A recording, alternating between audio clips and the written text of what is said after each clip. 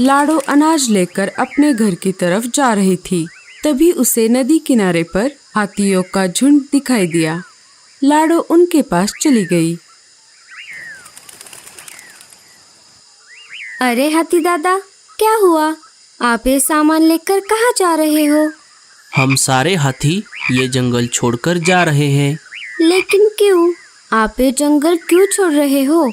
तुम्हें तो पता है कि हम सब हाथी बिना पानी के जिंदा नहीं रह सकते। बाकी के जानवरों की तुलना में हमें ज्यादा पानी की आवश्यकता होती है।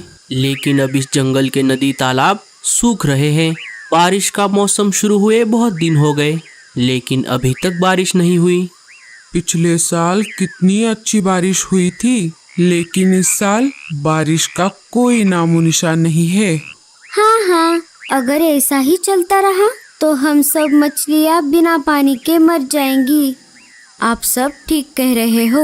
बारिश का मौसम शुरू हुए बहुत दिन हो गए। अब तक तो हमारे जंगल के नदी तालाब बारिश के पानी से भर जाने चाहिए थे।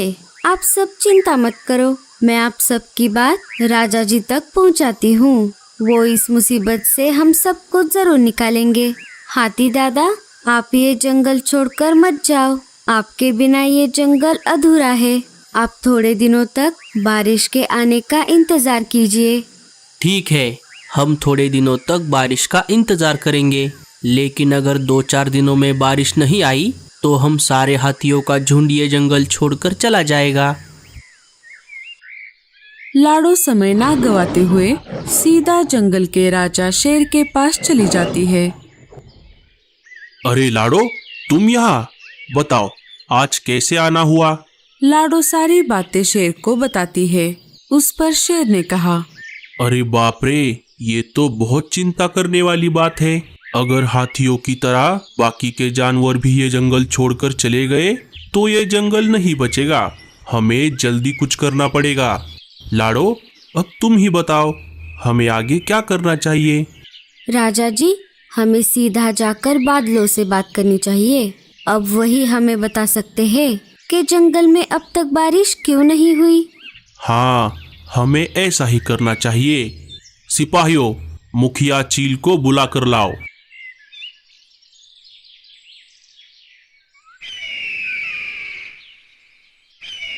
मुखिया चील, तुम अभी निकलो और आसमान में बादलों की तरफ जाओ। उनसे पूछो कि हमारे जंगल में अभी तक बारिश क्यों नहीं हुई। जी राजा जी।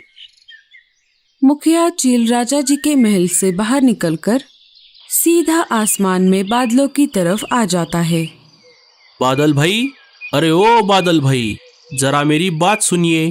अरे मुखिया चील, आप यहाँ पर कैसे? बताइए, मैं आपकी क्या मदद कर सकता हूँ? अरे नहीं बादल भाई, मुझे आपकी कोई मदद नहीं चाहिए। दरअसल मुझे राजा जी ने यहाँ पर भेजा है। उन्होंने मुझे आपसे ये पूछने को कहा है कि बारिश का मौसम शुरू हुए तो बहुत दिन बीत गए, लेकिन आपने अभी तक हमारे जंगल पर बारिश नहीं की। ऐसा क्या हो गया जो आप बारिश नहीं कर रहे? हम सारे बादल कब से आपके जंगल पर बारिश करने के लिए तैयार है, लेकिन बात यह है कि क्या बात है बादल भाई, आप मुझे बताइए। हमारे बारिश ना करने की असली वजह है मोर चाचा। मोर चाचा? वो कैसे? जब तक मोर चाचा जंगल में अपना नृत्य नहीं करेंगे, हम बारिश नहीं कर सकते। ऐसा नियम हमारे जंगल के राजा जी ने बनाया है। बाकी के जंगल के सारे मोरों ने बारिश का मौसम शुरू होते ही अपना नृत्य किया, इसीलिए मेरे साथी बादलों ने उनके जंगलों पर बारिश भी कर दी। लेकिन तुम्हारे जंगल के मोर चाचा पता नहीं कहाँ है। जब तक वो नृत्य नहीं करेंगे, हम बारिश नहीं कर सकते चील भाई। अच्छा, तो ऐसी बात है। मैं अभी जाकर राजा जी के कानों तक ये बात पहुंचाता हूँ। चील वहाँ से निकलकर राजा जी के पास आ जाता है और राजा जी को सारी बात बताता है। अच्छा, तो ऐसी बात है। चलो, हम खुद चलते हैं मोर चाचा के घर, देखते हैं क्या हुआ है। कहीं मोर चाचा पर कोई मुसीबत तो नहीं आ गई। राजा जी, लाडो, मुखिया चील और सिपाही मिलकर सीधा मोर चाचा के घर के पास आ जाते हैं।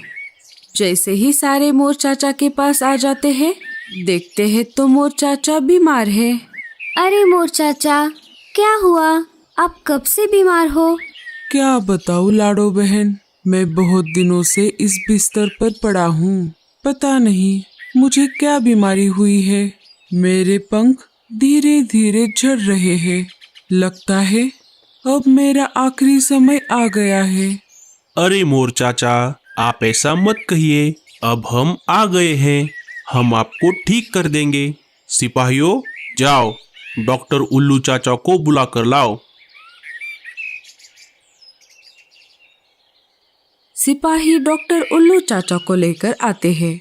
उल्लू चाचा मोर की जांच करते हैं।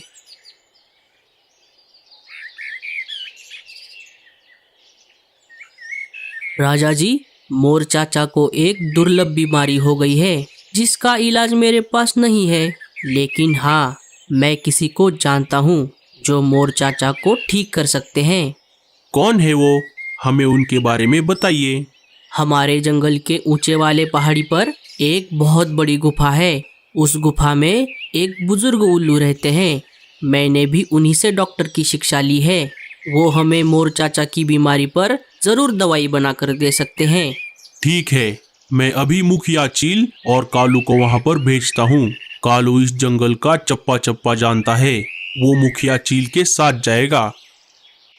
मुखिया चील और कालू कौवा उस गुफा की तरफ निकल पड़ते हैं।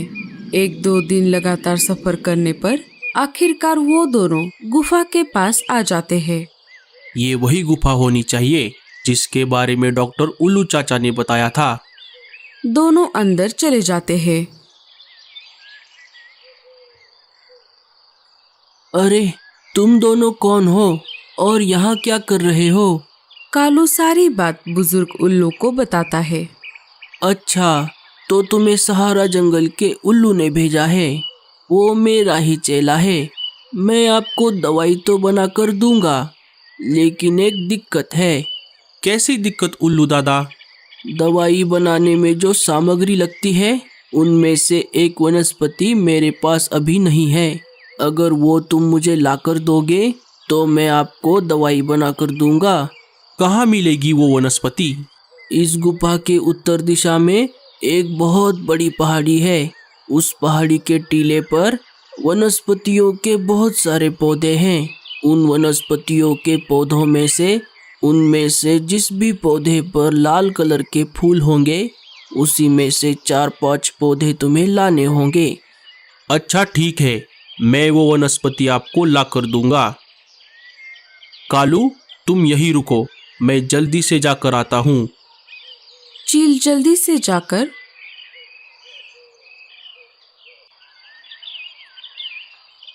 उस पहाड़ी के टीले पर आ जाता है और उसी लाल कलर के फूलों वाले वनस्पति के 4-5 पौधों को निकालकर वापिस गुफा में आ जाता है। बुजुर्ग उल्लू उस सारी सामग्री से दवाई बना देते हैं और उन दोनों को दे देते हैं। दोनों उल्लू को शुक्रिया कहकर वहां से निकलकर अपने जंगल की तरफ निकल पड़ते हैं। रास्ते में ना रुकते हुए दोनों जितना जल्दी हो सके उतनी जल्द मोर चाचा के घर आ जाते हैं। जैसे बुजुर्ग उल्लू ने कहा था, उसी मात्रा में डॉक्टर उल्लू चाचा मोर चाचा को दवाई पिला देते हैं। कुछ दिन गुजर जाते हैं। सारे पंछियों के मेहनत की वजह से मोर चाचा अब धीरे धीरे ठीक होने लगते हैं। कुछ दिन और गुजर जाने के बाद मोर चाचा अब बेहतर महसूस कर रहे थे। उनके नए पंख भी आ गए थे। मोर चाचा ने नृत्य करने का फैसला लिया और जंगल के खुले मैदान में आकर नृत्य करने लगे। ये सारा नजारा बादल ऊपर से देख रहे थे। जैसे ही उन्होंने देखा मोर चाचा नृत्य कर रहे हैं, उन्होंने जंगल में बारिश करना शुरू कर दिया। लगातार 2 दिन तेज बारिश करने पर जंगल के सारे नदी तालाब भर जाते हैं। हाथियों का झुंड जंगल छोड़ने का फैसला बदल देते हैं। ये सब देखकर जंगल के सारे पंछी बहुत खुश हो जाते हैं। तो दोस्तों, कैसी लगी आपको हमारी ये कहानी? क्या आपने बारिश में मोर को नृत्य करते हुए देखा है? हमें कमेंट्स में जरूर बताना। Thank you.